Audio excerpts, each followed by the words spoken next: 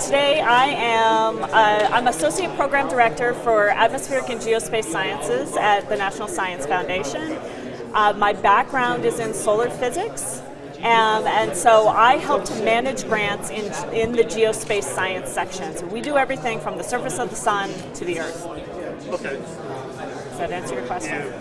Okay. So I wanted to talk to you about the excitement. Okay, right? let's talk about it. Is it huge? Is it a big? It's pretty huge. It's pretty huge. Yeah. What? Well, okay. So we have our Eclipse chasers like Jay Pasikov, and he travels all over the globe, and he, looks at them wherever they are. What's exciting about this one is that it's right here at home. It's in our backyard. So our scientists are super excited that they just get to, go outside and measure this stuff. And you don't have to travel a huge distance or spend a bunch of money trying to ship your equipment. That's a really big deal for our scientists. But then the other aspect of it, of course, is the crowdsourcing and the public participation, right? Because we have all of these hundreds of millions of people here in the United States that have, the world's best technology at their fingertips. So in other places, like when Jay goes to, say, Southeast Asia, that's really exciting, and you get to bring that to those folks there. But they don't have the technology. Not everybody has the technology down there that we have here.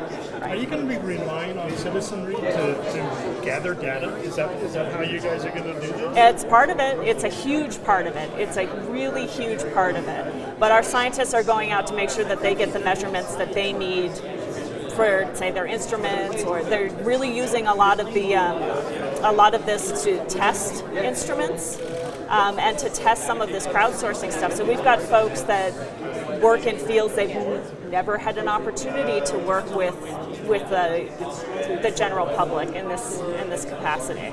So you're encouraging the citizenry to post everything that they see. Absolutely, yeah. Absolutely. Get out there and take your pictures and post them and see what happens. There's going to be so much data. It's like Scott was talking about earlier today. There's going to be so much data available that's never been available before that we expect to see things we just absolutely could not anticipate. That's great, though. Where will you be? I am likely going to be in Charleston, South Carolina. So it's close to home. I live in D.C., so it's pretty easy to get down there, go hang out with some of my friends, and have some kids around, I hope, get to experience it with them. A lot of my friends are going to be in Portland, Oregon for the American Astronomical Society's Solar Physics Division meeting.